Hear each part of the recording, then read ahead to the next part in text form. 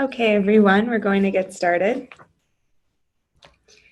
Thank you all for making the time to join us on today's webinar. My name is Natalie Taylor, and I'm a content marketing writer here at Feedvisor. And I'm joined by one of our very own, Alex Lanigan, Senior Manager of Retailers and Brands at Feedvisor. Before we get started, I want to remind everyone that we will be sending out a link to today's recording, and there will be time for a Q&A at the end. So if you have questions throughout the presentation, we encourage you to enter them into the space provided, and we'll do our best to get to all of them. If there's one company that understands and incites evolution, it's Amazon. 2019 marked 25 years since the company's inception, and in that time, Amazon has evolved from an everything store to an everything company, from online marketplace to advertising giant to grocery retailer to entertainment provider. The list goes on. First and foremost, 2019 saw Amazon's most successful Prime Day event yet, which for the first time spanned 48 hours, featuring over 1 million exclusive deals for its more than 100 million US Prime members, and it sold over 175 million items. Prime Day sales in 2019 actually surpassed Amazon's 2018 total sales from Black Friday and Cyber Monday combined. But 2019 was also a bit of a hectic year within the Amazon ecosystem, from delivery developments and advertising rollouts to private labels and counterfeit controversy. So what does this all mean for the brands and sellers on Amazon? How can you optimize your 2020 strategy to ensure your business will adapt and thrive alongside these changes?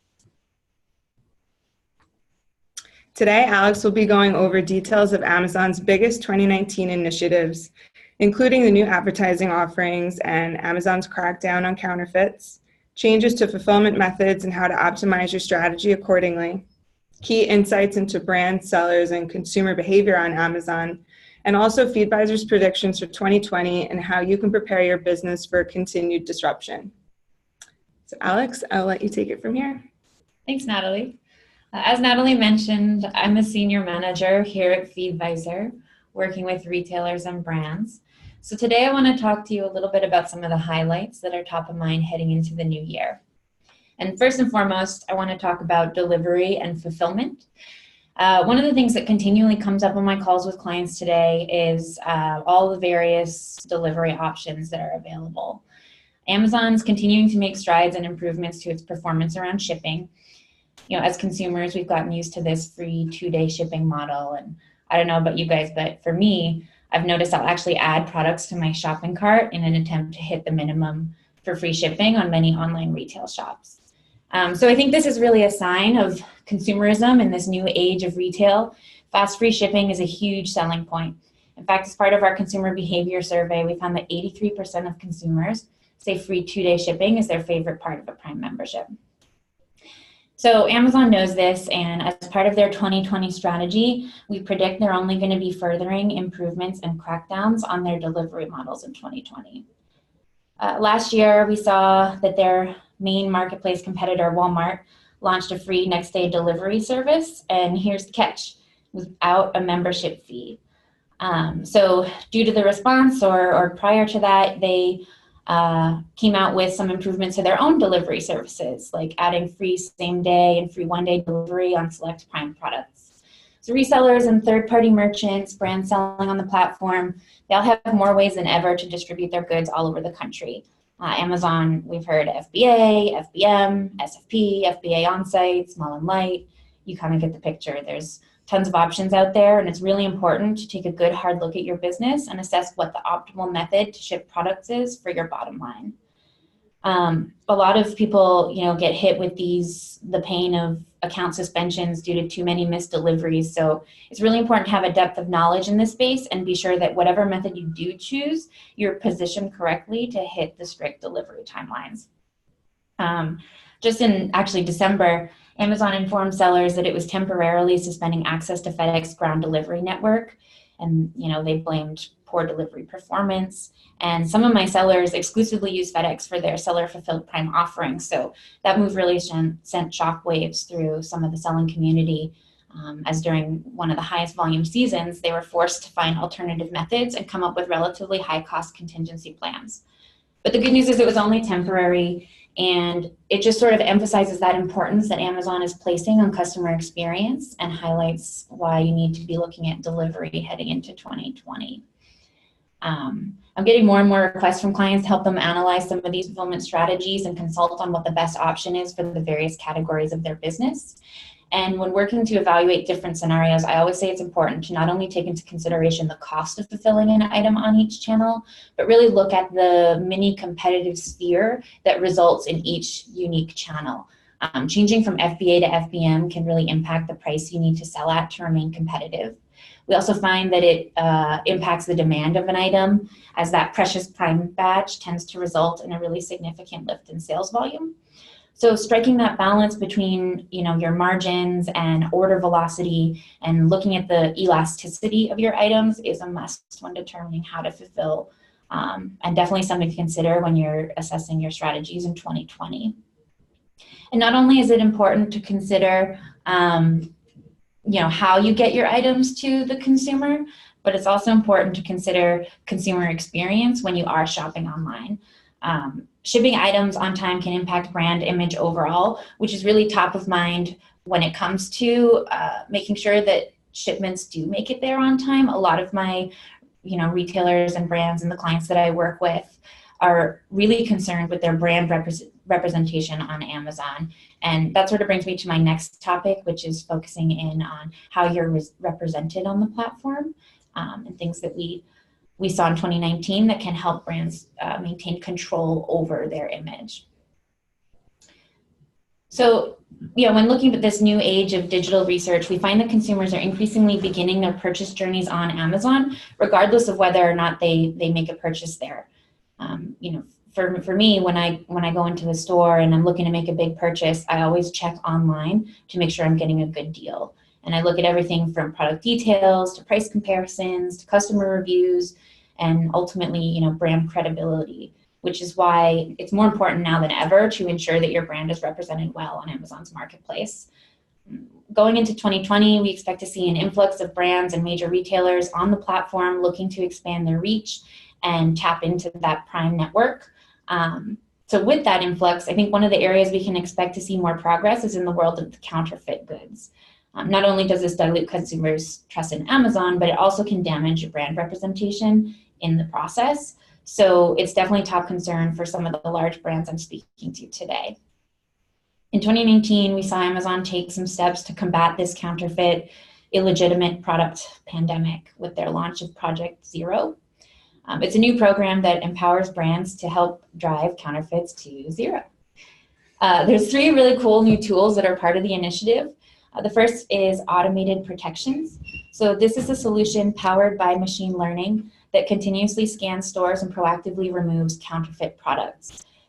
It leverages brand-provided data points, you can think like logos, trademarks, to scan for inconsistencies and then removes them instead of reactively removing them based on brand reporting after the fact. And this is a really cool feature, especially when you look at it in tandem with the self-serve counterfeit removal, which is another element of the project. Prior to the initiative, brands would need to report a counterfeit to Amazon, who would then investigate and take action, which can take time. With this new feature, they no longer need to report them to Amazon and instead can take action against the counterfeits themselves using the new self-service tool.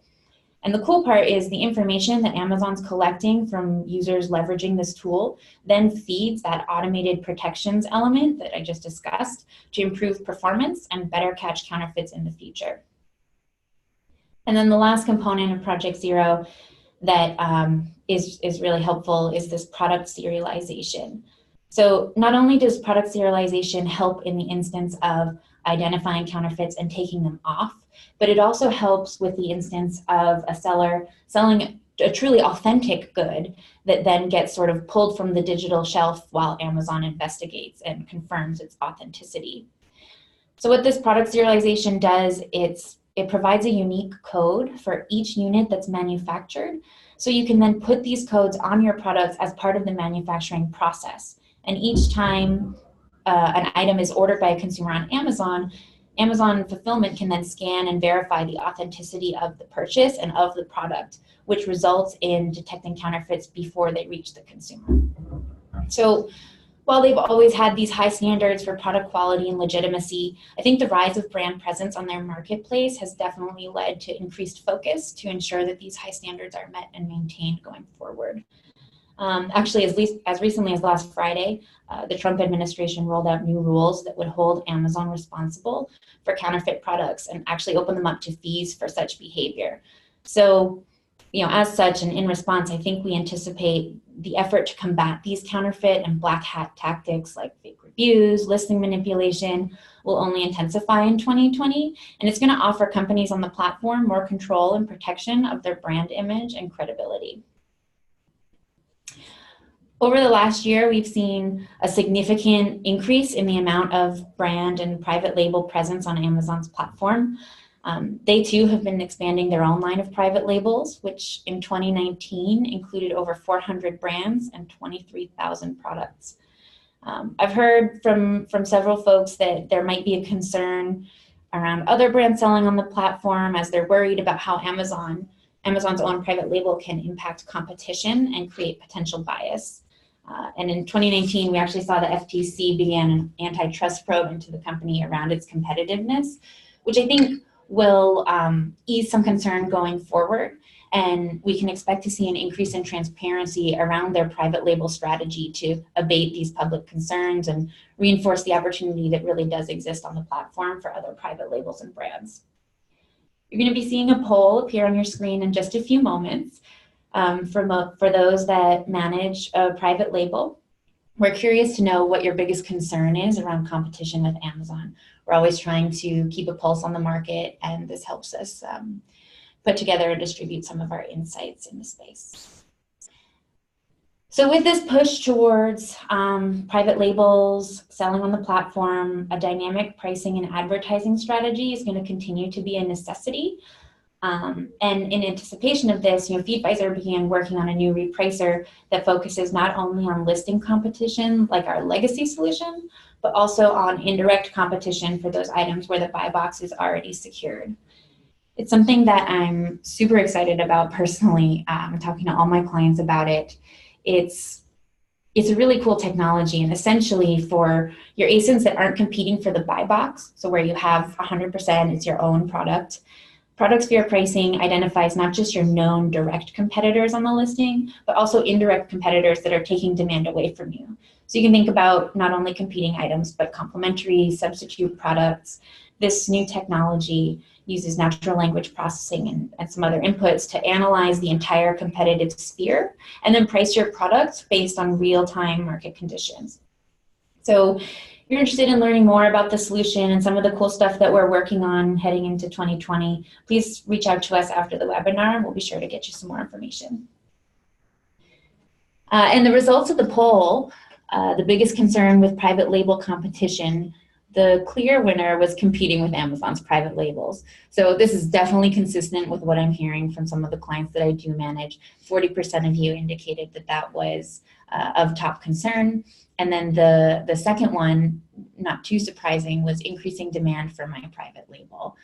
Again, one of the biggest factors that I can push for demand for your private label is advertising, which is actually a really good segue for my next topic.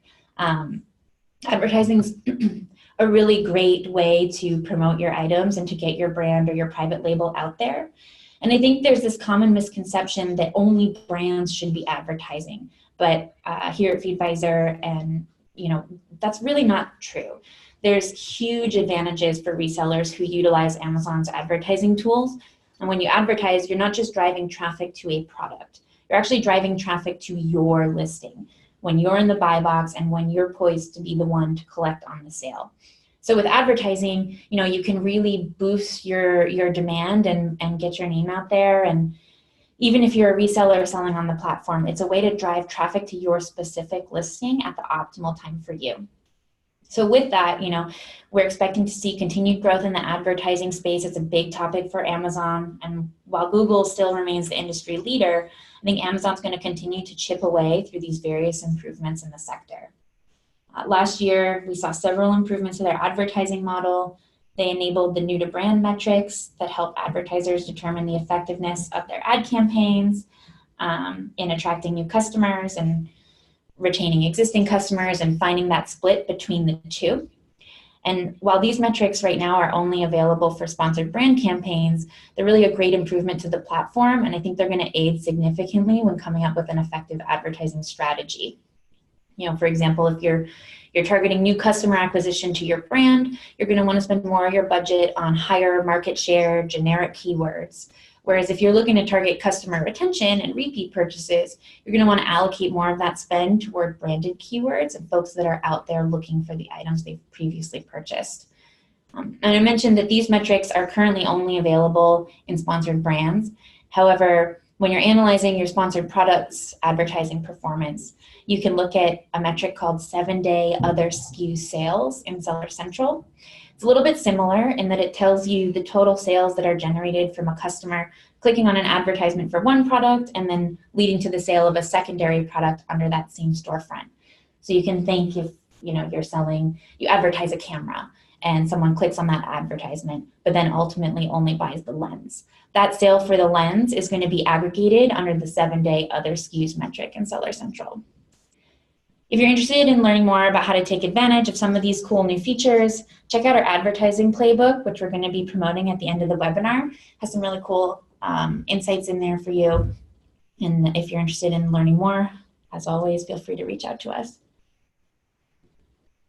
I think when looking at the advertising platform, one of my favorite enhancements that came out last year was the roll-up of enhanced brand content to A+ content, which formerly was only available to vendors.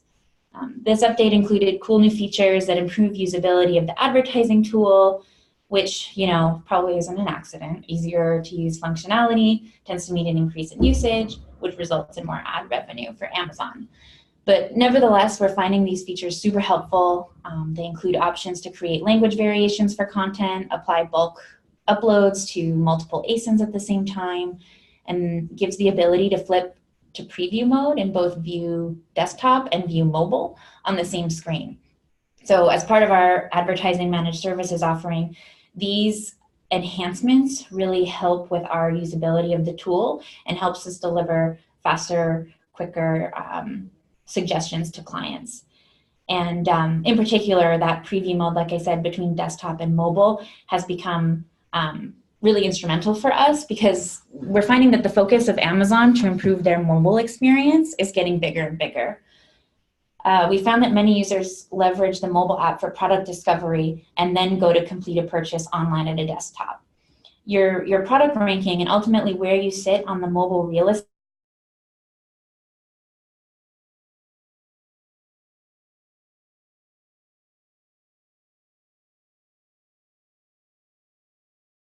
up that top advertising real estate without the user having to do too much scrolling.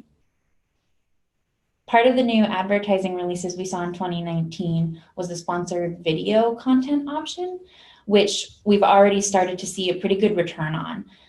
A lot of clients are starting to use this sponsored brand video, which is only available on mobile at this time. It shows up under the sponsored brand options, but it's really good for both well-known, reputable brands, as well as emerging brands and folks trying to get their name out there, because it gives you top real estate to be able to give a really personalized, dynamic pitch of your company's mission, your product, the best features of your product. So we are seeing some good return on this video content, and it's definitely something to look at heading into 2020 when you're assessing your advertising approach.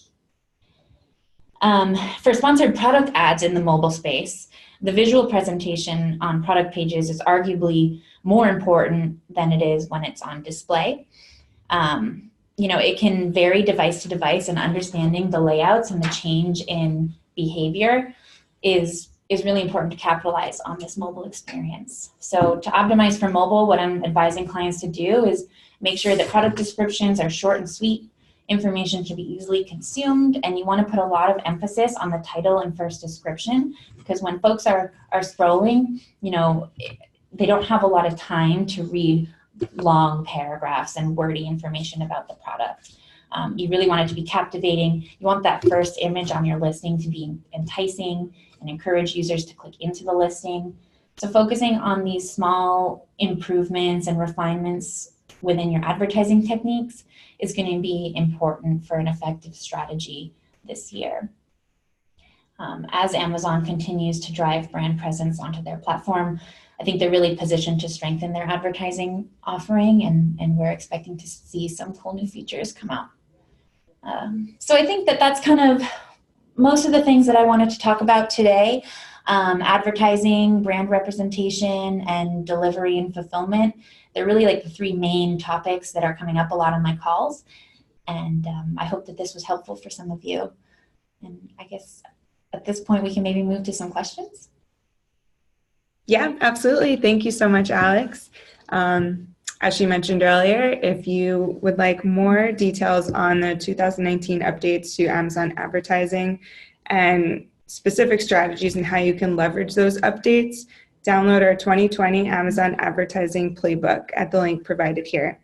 So the free guide offers an overview of every Amazon ad type, from sponsored ads to DSP to lightning deals, recent updates to traditional ad types, and new features for beta programs like Amazon Posts, a comprehensive breakdown of ad targeting capabilities, keyword match type, and negative keywords, and the advertising metrics that you should be tracking to make sure you're avoiding wasted ad spend.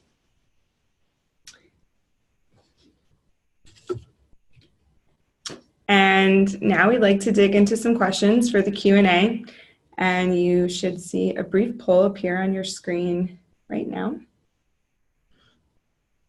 As always, if you'd like to learn more about any of the ongoing initiatives we have here at Feedvisor, please connect with us.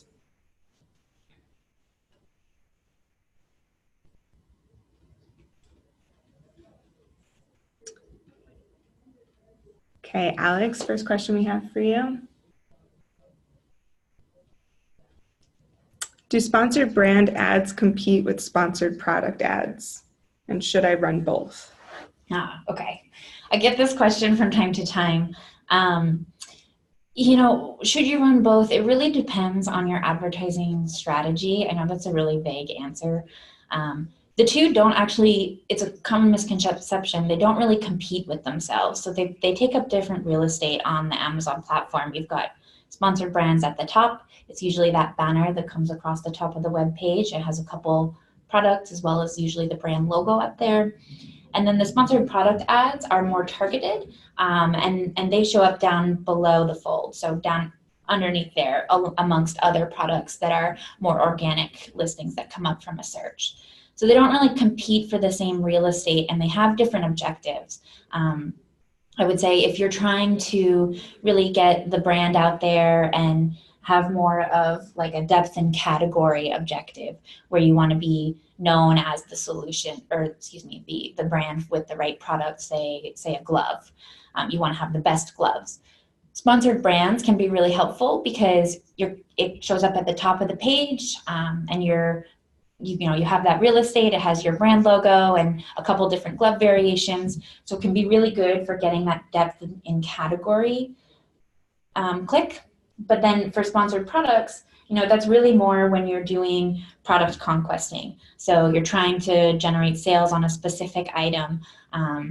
It shows up, like I said, underneath there, along with the other organic listings. So it's when you're really trying to drive traffic to a specific product. So they don't really compete with each other, and there's definitely, based on your objectives, strategies around each. I would say I do have clients who leverage both, and with advertising, it's the click that you pay for. So when you're getting these, if you're looking to drive impressions, I always say the more the better in terms of advertising. So staying on the advertising topic, should I spend more on auto campaigns or manual campaigns? Where should I focus more?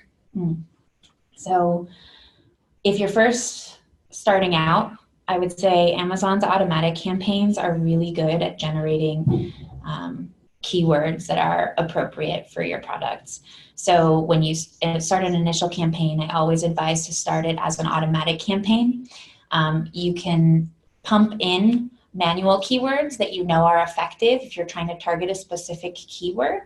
And then once you can see the results of your automatic campaign, what I then advise is to create a separate manual campaign where you're allocating the more effective keywords. Part of our advertising technology, the way that we structure our campaigns is we have what we call a Feedvisor bundled campaign, and it's both an automatic and a manual. And in the beginning of the campaign life, we allocate more budget towards automatic. And as we harvest these keywords and as we start seeing performance, we move those down to the manual campaign, and that budget allocation starts to shift, and we start to spend more on the manual side of things. So definitely take advantage of the automatic campaigns in the beginning, and then use the results from the keywords that it generates to pump them into manual.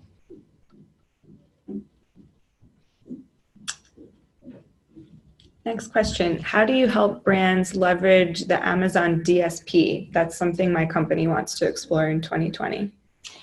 Okay. So this is something that someone from our managed services department would probably be more inclined to help with. We have consultants that it really depends on what you're trying to accomplish with DSP. There's really no blanket answer that I can sort of offer here that would be sufficient to cover the question. If you're interested in learning more, definitely reach out to us, our managed services team. They're really experts in the space, and they'd be able to help with that.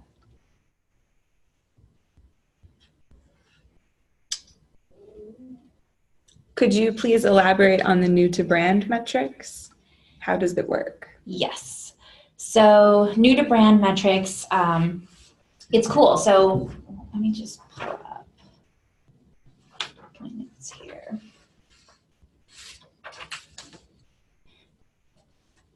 Yep. So in 2019, Amazon enhanced their model, and they enabled these new to brand metrics.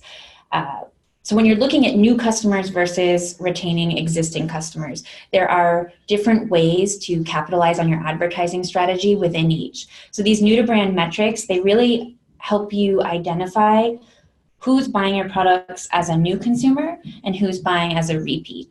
So if you're trying to boost the number of new consumers to your product, new to brand, you really want to try to target more generic keywords and get that depth in category. So targeting, the market share there.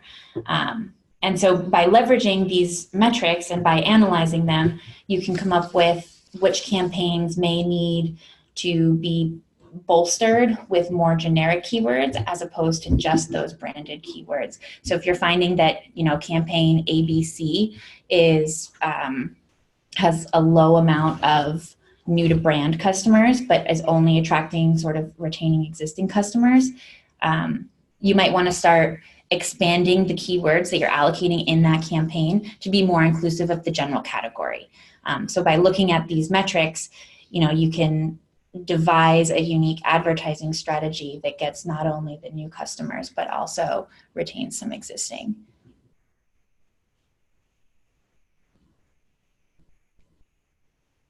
So there's a question here regarding what advertising metrics should I rely on most? ACOS, TACOS, ROAS, there's a ton of acronyms. It's hard to say which one you should rely on most.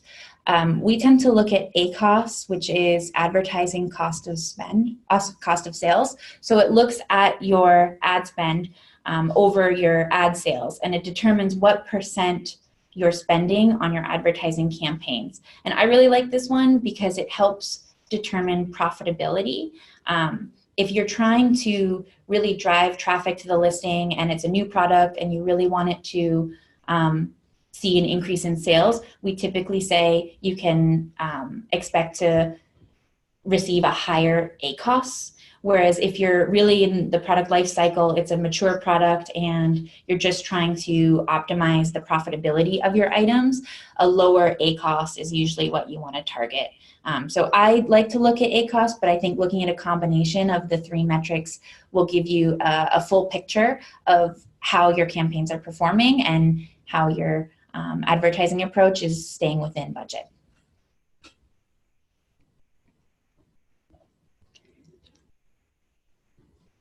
Shifting gears here, give some attention to another topic. So this question, I sell my own private label, but occasionally someone will jump on my listing. How do I combat this and what can I do about them? Yep. It's something I see from time to time where a seller expects to be, say you have like an exclusive with a supplier, or you have your own private label, for example. You expect to be the only one on the listing, 100% of the buy box, and then somebody comes in and starts stealing some of your market share. There's a few different things that you can do. We have a couple different reports at Feedvisor that help you identify this. We have, like a MAP violators report. It's going to show you anyone who's selling your product at lower than the minimum advertised price.